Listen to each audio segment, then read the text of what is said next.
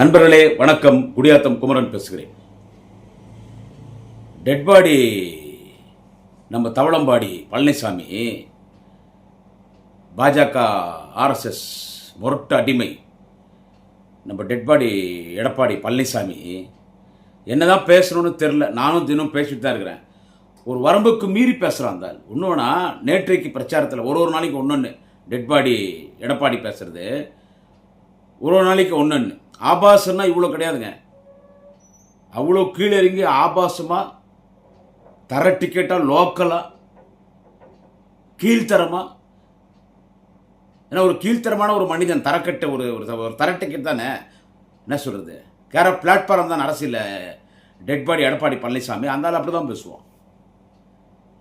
ஒரு எதிர்கட்சி தலைவர்னா ஆளுங்கட்சி தலைவர் முதலமைச்சரை விமர்சனம் பண்ண வேண்டியதுதான், குற்றச்சாட்டு சொல்ல வேண்டியதுதான். குற்றச்சாட்டு இல்லைன்னா கூட குற்றச்சாட்டு சொல்லுவாங்க. அப்போ தான் நம்ம ஓட்டு வாங்க முடியும்னு. அதனால் என்னென்ன பேசினா துவக்கத்துலேருந்து நம்ம சேனலில் நம்ம பேசியிருக்கோம். என்னென்ன பேசினா கலைஞரை பார்த்து திருட்டு வெளியே வந்தோம்னு சொன்னால் அதுக்கு நம்மளாம் வச்சு செஞ்சோம். பாலிடால் மேட்டர் பேசுகிறான். இவனே பாலிடால் குடித்தவன். டெட் பாடி எடப்பாடி பழனிசாமி சிலுவம்பாளையத்தில் 3 பேர் கொலை பண்ணிட்டு தலைமறைவாக இருக்கும்போது பாலிடால் குடித்து அவரை எல்லோரும் காப்பாற்றிட்டாங்க. உப்பு தண்ணி ஊற்று வாயில் என்ன. அப்புறமா என்ன சொல்கிறது, முத்துவேல் கருணாநிதி ஸ்டாலின் அடிக்கடி ஏன் சொல்கிற, அது ஏன் சொல்கிறான்னு கேட்குறான் அந்த ஆள். ஆனால் உதயநிதி பற்றி பேசுகிறது ரொம்ப ஒரு தரங்கட்டு லெவலில். அதுக்கு நாங்கள்லாம் நல்லா வச்சு செய்கிறோம். ஒரு சில நேரத்தில் என்ன பண்ண வேண்டியது, கோபத்தில் ஆபாசமான வார்த்தை வந்துடுது ஒரு சில நேரத்தில். இப்போ இதுக்கெல்லாம் எப்படி பேசணும்? இப்போ என்ன பேசணும் நினைத்து வந்தாலும், நான் ஆட்சியில் இருக்கும் பொழுது கொரோனா இருந்துச்சு, புயல் இருந்துச்சு, வெள்ளம் இருந்துச்சு, அதெல்லாம் நான் அகற்றினேன். உன் ஆட்சியில் புயல் இருந்துச்சா, வெள்ளம் இருந்துச்சா, கொரோனா வந்துச்சா? தலைவர் தளபதி ஸ்டாலினை பார்த்து டெட் பாடி எடப்பாடி அந்த கேட்குறான். அதாவது தலைவர் தளபதி அவர்கள் ஆட்சியில் இருக்கும்போது கொரோனா இல்லையா? அவர் முதலமைச்சராக தலைவர் தளபதி அவர்கள் முதலமைச்சராக பொறுப்பேற்றுக்கும் போதே கொரோனா பயங்கரமான கொரோனா. ஒரு குறுகிய ஒரு அறையில் குறைந்த எண்ணிக்கை அழைப்பாளர்களோடு குறைஞ்ச எம்எல்ஏக்கள் மட்டும்தான் மந்திரி பஞ்சாயத்துன்னு அவர் எவ்வளோ கஷ்டப்பட்டார் கொரோனா ஒழிக்கிறதுக்கு.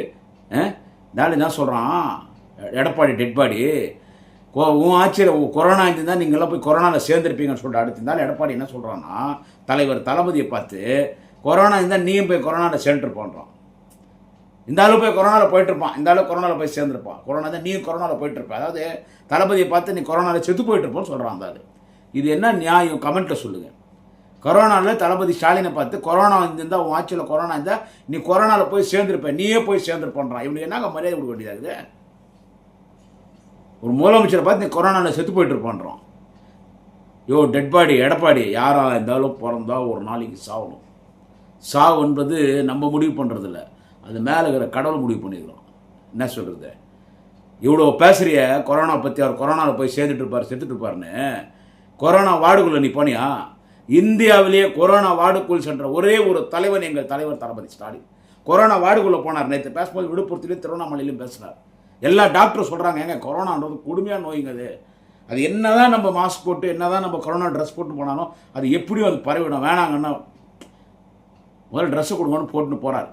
கொரோனா வார்டுக்குள்ளே போட்டு கொரோனா வார்டில் இருக்கிற அந்த பேஷண்ட்ஸ் எல்லாம் அலறிட்டாங்க. சிஎம் வராருன்னு. ஏன்னா இவர் வார்டுக்குள்ளே வராரு. நம்மளை பெத்த அப்பா அம்மா உள்ள வரல, நம்மளை கட்டின பொண்டாட்டி வரல, நம்ம பசங்க வரல, நம்ம உறவினர்கள் வரல, நண்பர்கள் வரல. ஆனால் முதலமைச்சர் தளபதி ஸ்டாலின் வராரு. உள்ள கிட்ட போகிறாரு. டாக்டர் சார் கிட்ட போகாதீங்கன்னா கை குடிச்சு பேசினார். இந்தியாவிலே கொரோனா வார்டுக்குள் சென்ற ஒரே முதலமைச்சர் மாண்புமிகு தமிழக முதல்வர் அன்பு தலைவர் தளபதி ஸ்டாலின் அவர்கள். நீ போனியா? கொரோனாவில் போய் நீ எங்கேயோ ஒளிஞ்சுக்கினேன். கொரோனாலையும் ஊழல் செய்த ஒரு ஊழல் பொருள் யார் என்று கேட்டால் டெட் பாடி எடப்பாடி பழனிசாமி. கொரோனாலையும் ஊழல் செய்த வந்தால் ஊழல் செய்ததில் போட்டி.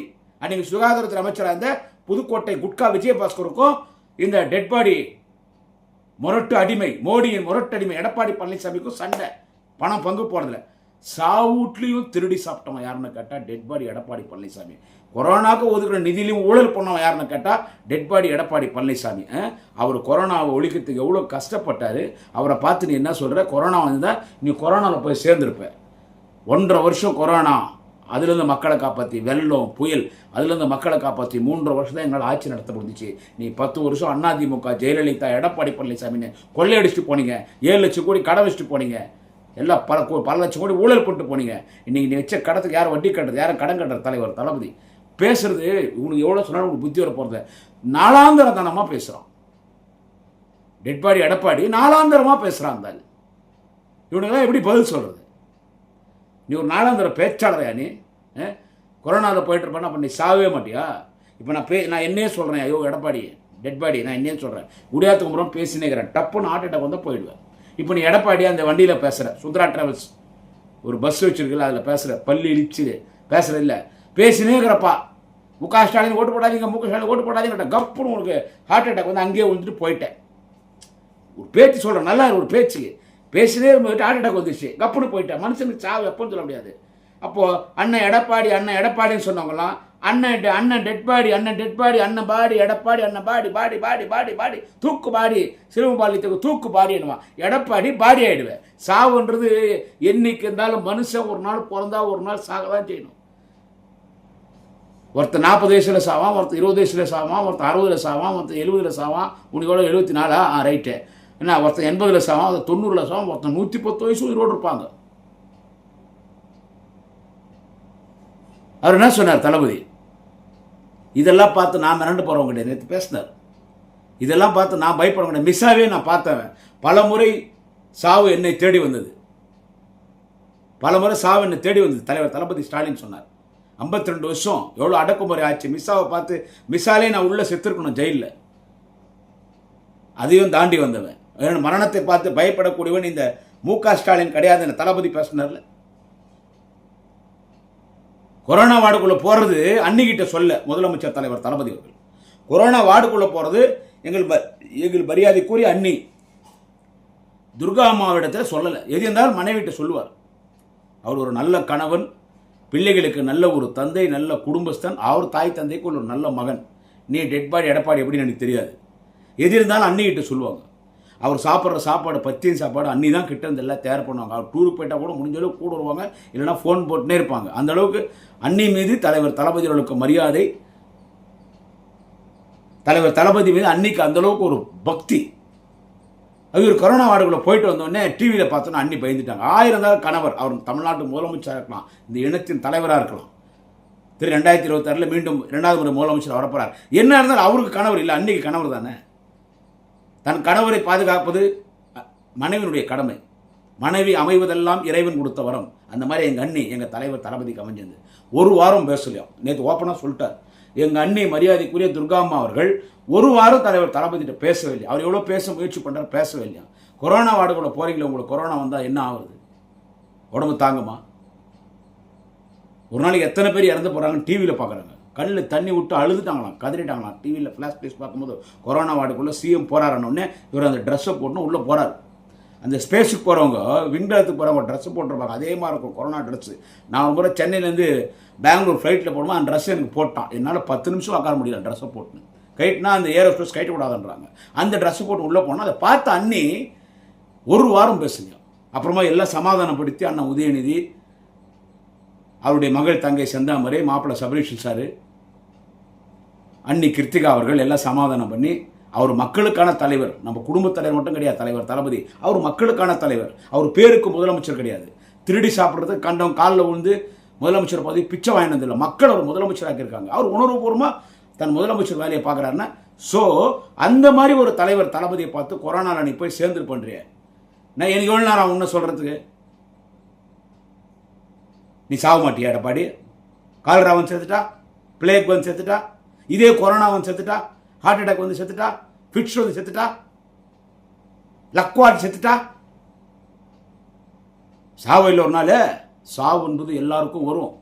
தேர்தலில் ஓட்டுக்காக இவ்வளோயா கீழ்த்தரமாக இறங்கி பேசுவேன் எடப்பாடி? தேர்தலில் ஓட்டுக்காக இவ்வளோ கீழ்த்தரமாக இறங்கி பேசுவியா? உன்னை கூவாத்தூரில் போர்த்தளத்துக்கு தான் தெரியுமா உனக்குது? நீ அப்பயே செத்துருக்கணும். கூவாத்தூரில் உன்னை போர்த்தளத்துக்கு இருந்தாங்க. உன்னை முதலமைச்சர்னு டிசைட் பண்ணிடுச்சு சசிகலா. ஏன்னா நீ கரெக்டாக பணத்தை ஒத்துக்கினேன், 1000 கோடி கொடுக்கணும்னு ஒத்துக்கினேன், கொடுத்துட்டேன். உங்கள்கிட்ட பணத்தை வாங்கினேன், உன்னை போடுறதுக்கு தயாராக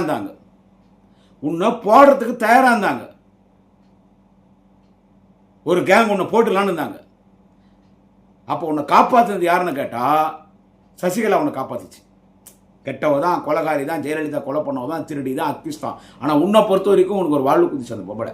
அந்த பொம்பளை கால் சேர்ப்பு தானே தவழ்ந்து போய் சாஷ்டாகமாக படுத்து காலில் வந்து சசிகலா கால் செருப்பு போட்ட முதலமைச்சர் பதவி தானே உனக்கு தவளம்பாடி. அதுதானே எங்கள் நாளைய தமிழகம் ஆண்டவன் உதயநிதி மேடைக்கும் தெருக்கும் பிரச்சாரத்தில் காட்டுறாரு. பாருங்க அதான் உனக்கு கோவம் வருது. நீ கூவாத்தூர்லேயே சாக வேண்டியவன். உன்னை அங்கேயே போடுறதுக்கு இருந்தாங்க. சசிகலா உன்னை காப்பாத்திடுச்சு. அதனால நீ என்ன சொன்னாலும் நீ திறந்த மாட்ட. நீ இப்படி தான் பேசுவ.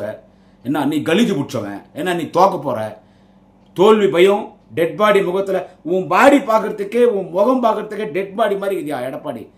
உன் முகம் பார்க்கறதுக்கே டெட் பாடி மாதிரி இருக்குது. செத்துட்டா 4 நாள் ஆச்சுன்னா மூஞ்செல்லாம் வீங்கிடும். ஒரு பணம் செத்துட்டு 4 நாள் ஐஸ் பாக்ஸில் வச்சுருப்பாங்க ஃப்ரீசரில். ஏன்னா அவங்க சொந்தக்கார வெளிநாட்டிலேருந்து வர மாதிரி இருக்கும். America, London, China, Japan, Russia, இந்த மாதிரி சிங்கப்பூர், மலேசியா அங்கங்கே இங்கே வந்து வர மாதிரி இருக்கும். அது அந்த ஃப்ரீசர்லேயே வச்சுருந்தாங்கன்னா அப்புறம் பாடி வெளியேற்றா இப்படி வேங்கிடும். அதே மாதிரி இது முகம். டெட் பாடி எடப்பாடி உன் முகமே பாடி மாதிரி இருக்குது. அதான் நிறைய சாவை பற்றி பேசாது. அது நம்மளை தேடி வந்துடும். அதுவா கடவுள் எப்போ சொல்கிறா பட்டோம். அதனால் டெட் பாடி நீ வாய் அடக்கத்தோட பேசுனா கூட பேச மாட்டேன். உனக்கு நீ ட்ரெண்டிங்காக இருக்கணும். டெட் பாடி எடப்பாடி நீ ட்ரெண்டிங்காக இருக்கணும். உன்னை பற்றி சோசியல் மீடியாவில் பேசணும். நீ தான் பேசுகிற நபராக இருக்கணும் இந்த எலெக்ஷன். அதனால தான் இவ்வளோ கீழே இறங்கி பேசுகிற. ஏப்ரல் 23 டெட் பாடி எடப்பாடி உனக்கு மக்கள் செருப்படி அடிப்பாங்க. உனக்கு செருப்படி. டெட் பாடி எடப்பாடி ஏப்ரல் 23 தமிழக மக்கள் உனக்கு செருப்படி காத்திருக்குது. என்ன தலைவர் தளபதி ஸ்டாலின் தலைமையில் இருக்கிற மதசார்பற்ற கூட்டணி திமுகவின் கூட்டணி 200க்கும் மேற்பட்ட தொகுதியில் வெற்றி பெற்ற தளபதி முதலமைச்சராக வருவார். ஆனால் வந்த பிறகு உன்னை தண்டிப்பாருன்னு நான் தைரியமாக சொல்ல முடியாது. ஏன்னா மன்னிச்சுட்டு போயினே இருப்பார். என்ன மாதிரி தொண்டனுக்கு தான் கோவம் வரும்.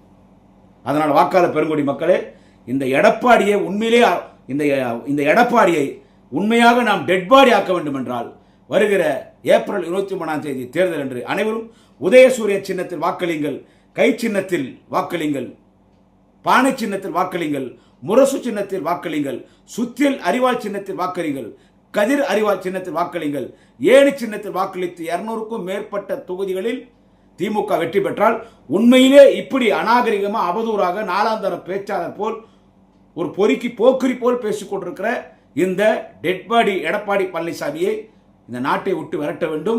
அரசிலிருந்து விரட்ட வேண்டும். உண்மையிலே அரசியல் வாழ்க்கையில் எடப்பாடியை டெட்பாடி ஆக்குவோம். நன்றி, வணக்கம். நாளை இன்னொரு பதிவிலை சந்திக்கிறேன். குடியாத்தம் குமரன்.